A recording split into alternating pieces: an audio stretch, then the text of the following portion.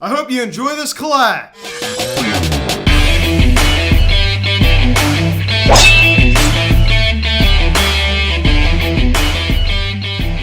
Yo, what is going on, everybody? Welcome to the Phillies Hatso videocast, and today we're going to be showing my collab with MLB Chatterbox that I did on Tuesday night. Now, guys, before we get into this video, please subscribe if you haven't not yet. Please join the notification bell. Please like this video, comment on this video, share this video, and let's get into this. So on Tuesday night, I did a collab with MLB Chatterbox, recorded it on Google Meet. Now, he actually made a video. He uploaded his version of it. And before he got into his video, he talked about how you could mainly see me, and he's actually up in the right-hand corner. You could barely even see him, so you could see me really well. You can't really see him. We apologize about that. Next time we plan on doing that on Skype.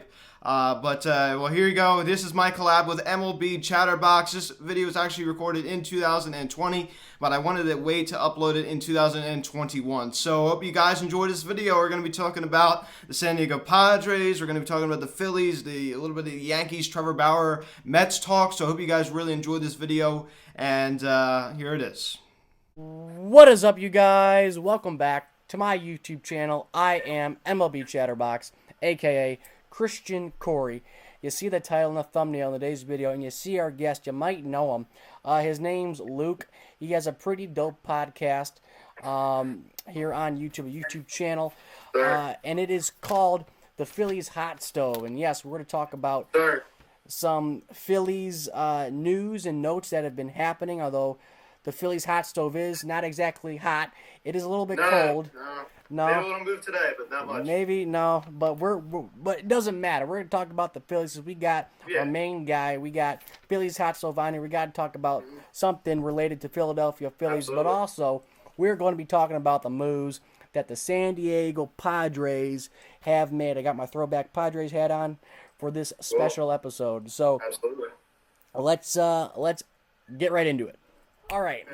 So, you have seen these moves that has transpired the past couple of days, past 48 hours, past 2 days, and there's some big moves coming out of San Diego, California, and they are in the form of two really potent pitchers. Now, all right, guys, so we're going to go over these acquisitions and how they affect the San Diego Padres' future and their chances of making the 2021 postseason and possibly maybe the 2021 World Series, and also how these acquisitions by the Padres have affected other teams in their quest to search for some potent starting pitching. So let's get right into it. So Luke, I just got to ask you, from an outsider looking in, when it comes to, not a biased Padres fan, absolutely. What do you think these trades and acquisitions mean for the San Diego Padres? They're going all in. I mean, I think these two bold moves really just show that they're just going all in. I mean, you go out and trade for Yu Darvish, a guy who has not had the best track record as when it comes to health. I mean, he had an unhealthy 18 season, an unhealthy 19 season. I understand he was good in 20, but it's a 60-game shortened season. He was a finalist, I believe, for the NL Cy Young. I mean, he was really, really good this year. But they trade away 4 big prospects for him. I mean, it's just like it's kind of a risky move, especially with his contract he has. I believe he has in there like 3 years. I mean, it's a move that shows you you're going to go in and you're trying to. It's a gutsy move, and it shows that they're not afraid to compete with the Dodgers for the NL West. And I think you got to love their attitude. As regards to the Blake Snell trade, I think that is a great acquisition. But the loss of Mike Clevenger in 2021, you really need someone to bolster that rotation. Blake Snell is going to be your guy to do that. As regards to the Rays, are taking on Francisco Mejia. They're one of the small market teams trying to turn over their value, and you can't re-sign everybody, so you just got to trade somebody away. Ends up bringing Blake Snell, who has won a Cy Young. He won it in 18, so this is a great pickup for the Padres. They had to give up some good stuff to get these guys, but of course Blake Snell is the better pitcher. But shows that they're going all in. They're not afraid to compete with the Dodgers for the NL West, and that is a great thing if you're a Padres fan. I mean, that's just they're going all in. You gotta love it. 100%. You gotta love if you're a Padres fan, but also in the same like you gotta be a little bit weary. And then when I say that, and they've done this before back in 2014-15 offseason when they got James Shields from the Royals, when they got Justin Upton, BJ Upton, when they got Kimbrel, exactly. They got Craig Kimbrel. Matt Kemp. So they've gone down this spending road before. And A.J. Preller, he was the guy who did it. It was his first year in sunny San Diego, and although to his credit he tried, it just didn't work. No, it didn't. So if you're a Padres fan, based off of these two moves that you have made these past couple of days, are you afraid, weary, anxious, whatever you want to call it, that this could be a repeat of 2014 and 15 offseason? I mean, like, I don't know, because I feel like these acquisitions, I mean, with the Matt Kemp, I mean, I understand he was good in 14, but, like, they have Manny Machado, they have Fernando Tatis, like, two MVP-type players, and they're bolstering their rotation with, I understand James Shields was really, really good in 2014 with the Royals, but he got two, not one, but two really good starting pitchers. So I can't really see, as you said, I mean, you bring up a really, really good point. But I think this is a different team. The feel is different. They have good young talent. They have fun playing the game. I think that offseason, 14-15, they were not the best team in 14. They didn't have a lot of young talent like they do now, and they didn't have that energy to build off of after losing out to the Dodgers in the playoffs like they did this past year. So this team has experience in the playoffs now, and they're a proven winner. I mean, like you said, they made the playoffs, so. I think these additions are only going to help this team, but you want to be careful because you can't buy a championship. You can't buy chemistry. 100%. You cannot build a whole team around trade acquisitions and free agents. You have to have a certain amount of homegrown talent, and they have that with certain people, but you got to be careful. When it comes to these acquisitions, let's say it works. Let's say they make the postseason again. How far do you think these moves can take the Padres? I think it could take them past the championship series. I mean, I think I could see them in the World Series. Now, do I see them winning the World Series? I don't see them winning the World Series. I mean, of course, anything can happen in baseball. You and I both know that, but I just don't see the Padres winning the World Series yet. I mean, I think they're a couple moves away, but I think they're pretty close. I mean, we need to see how this team gels together. I think it's really going to be interesting in 2022 when they get Mike Clevenger back. I mean, that rotation is going to be really, really scary. I mean, they're really going to be up there with the Dodgers. Of course, the Dodgers are going to get David Price back next year. So Clayton Kershaw, Walker Buehler, Price in that rotation, and it's really going to be a big battle in the NL West between the Padres and the Dodgers. But to answer your question once again, I just don't see the Padres. I just don't think they're a World Series team just yet. I do see that. I could see them making it past the championship series in the World Series, but. Anything can happen. I just don't think they're a World Series winner just yet. These moves that they've made when it comes to starting pitching. Now, I've said this in my video when I talked about the Blake Snell acquisition, the first big acquisition made by the Padres this offseason. And I said, and I still believe this, that these moves could impact another team more than the Padres themselves. And what I mean by that is a team such as the Mets and the Yankees. When it comes to the availability of starting pitchers, these two acquisitions by the Padres, I think, hurt the Yankees and the Mets a lot more because, again, I said this in my video. I said that now you got Morton off the board. He went to Atlanta. You got Snell off the board. He went to San Diego. You got Yu Darvish off the board.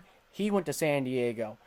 Basically, the only guy who's out there is Trevor Bauer, the Cy Young Award winner. Yeah. He needs to be asking a lot of money because this market, let's face it, is the weakest starting pitching market I have ever seen. And when you're the Yankees, you screwed yourselves. What are the Yankees going to do? That's the number one question everybody has to ask. Yeah. What are the Yankees going to do if they don't get Bauer? And the thing is, before you respond, I think personally that the Yankees and the Mets are going to go out in a full-out bidding war between Trevor Bauer. Yankees got money, Mets got money. Who wants Bauer more? And that's going to be the team who gives them the most money. Because if you're, Absolutely. Bauer's agent, Luba, she's going to sit back and she's going to be like, all right, I'm going to let these two New York franchises battle it out and bid it out for my boy to get him the biggest paycheck of his life.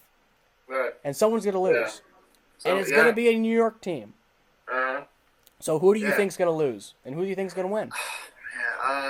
I think I see Trevor Bauer more as a Met, honestly. And I think there's a tremendous amount of pressure on the Mets and Steve Cohen. The James McCann signing was decent, but I think it wasn't like the JT Mucho stealing him from a division rival, like a heartbreaker, right? I mean, it wasn't a massive move. You come in, you want to assert yourself as a great new owner. Stealing him from a potential suitor like the New York Yankees would just be huge. The Yankees are always the top dog in New York when it comes to professional baseball. And for the Mets to steal him from the Yankees, that would just feel so good for them. And once again, the fan pressure does play a factor. You talk about fan pressure, you see what the Phillies do with Realmuto, but we'll get to that a little bit later. But I just see Trevor Bauer more as a Met than a Yankee. I just think, once again, you talk about the fan pressure, and Cullen wants to assert himself.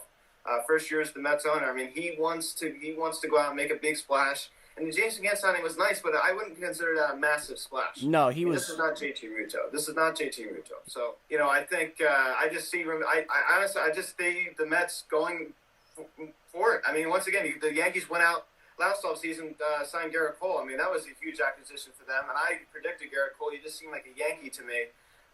The Yankees, they're not really the Yankees anymore. Before I went on air here, I was talking to you about ever since George Steinbrenner died, that team has not been the same. And nope. Steve Cohen has money to spend, and he wants to spend it. And he's not spent it yet. He is not, and that's very interesting. That's very interesting fact. Springer's out there. The Mets are in a worse position when it comes to their needs, but they're in a better position when it comes to their financial flexibilities. Again, the Yankees have money. We all know that. But again, the Yankees are more pressures on the Yankees. And the Yankees only need a starting pitching. I mean, they got all the position players in the world. I mean, you can bring up, Joe Schmo from single A and he'll hit a home run. I mean, if your prediction is right and Bauer goes to the Mets, what in the heck are the Yankees going to do with starting pitching? Joe Musgrove, maybe? Who? That sounds like a Toledo Mudhen to me. I mean, this is the worst position the Yankees could be in, and they got themselves into this position. Exactly. They did not move. They have their own. Anytime you have your team name on the stadium, I think you're doing fine. Again, you cannot rely on Garrett Cole to get you to a World Series. He's one guy. Yeah. He pitches one game. He pitches once, maybe twice a series. Something crazy like that. What was that? What does he get paid? $30 million a year? Is that his AAV? Probably. I don't every even. Every 5 days he pitches. Every 5 days. I mean, again, I don't blame him for getting money. Seriously, this is a big concern. If you don't get Bauer, what are you going to do? That's a tough question to answer. So weak, as you said, the pitching is just so weak this offseason. Not only on the free agent market, just in general. Okay, so let me ask you this.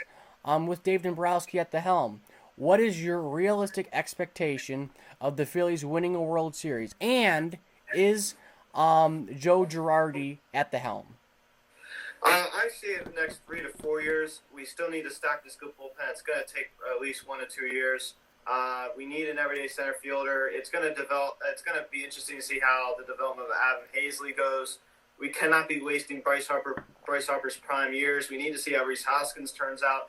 The potential signing of JT Realmuto will be crucial, but I think the most crucial thing of all will be the bullpen and the starting rotation.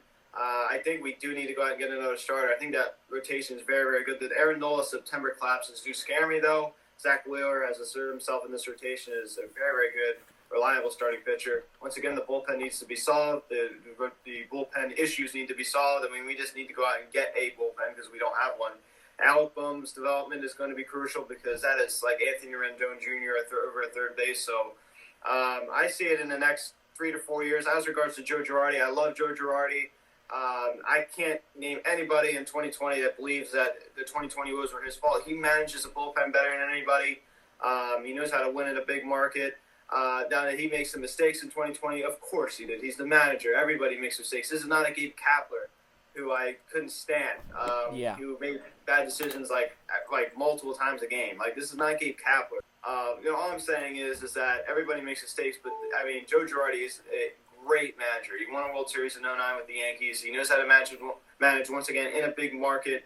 I totally see him at the helm. I mean, the players love playing for him. He's just an all-around good guy and a good manager, and I support him 100%. And I do think that he will lead us to a World Series championship in the next 3 to 4 years. What are your thoughts? I want to hear your thoughts on Joe Girardi. Do you agree with my timeline? Yeah, I agree with you when you say, the Phillies timeline. I agree with you when you talk about Girardi being the guy, in the front, being the guy to lead this team to a World Series championship the first time since 2008. Will be the first time since 2009. You guys would be in the Fall Classic, so I think you guys are in a better position now than you were last offseason this time. So, but I agree with you 100% on the Phillies situation, and I appreciate you coming on. Yeah, of course, man. I really the appreciate channel. It was fun talking baseball with you. Yeah, we need to do it again. We will for sure do it again. Maybe we'll do it before opening day starts. I think April 1st. April 1st. Yeah, let's go in a game on April 6th against the New York Mets, 7-5. I'm going opening day. Hopefully, Good luck. hopefully with the Tigers and the Indians. So we'll see what happens. Yeah, I think we will. Yeah, we gotta wait and see, but I think by then things should be good. So. All right. Yeah. Thanks, Luke. Yeah. I appreciate it, man. Well, I hope you enjoyed this video. I had a lot of fun making it with Christian. He's a great guy, does great work. Please go and subscribe to his YouTube channel. Link in the description section. Thank you guys so much for watching this video. Please subscribe if you haven't not yet. Please turn on the notification bell. Please like this video, comment on this video, share this video. Check out the social media link in the description section. At Phillies House on Instagram, RFNX Instagram, Cartext 267-225-3292. Email me, phillieshouse@gmail.com. Collab with MLB Chatterbox. It was a lot of fun. We discussed a lot of hot topics. The topic I found really interesting was about the Padres going all in, man. They're making a lot of bold moves, like I said. That was a lot of fun too. I don't think I've ever really done a collab, but you guys know I've had a lot of guests come on here, but it's on this show. I've never been collabing with other people. He comes on my show, I go on his show. We both upload it together. So that's the first time we've ever done that. So I really enjoyed it. So once again, guys, I am Luke, and I'll talk to y'all later. I'll see you guys.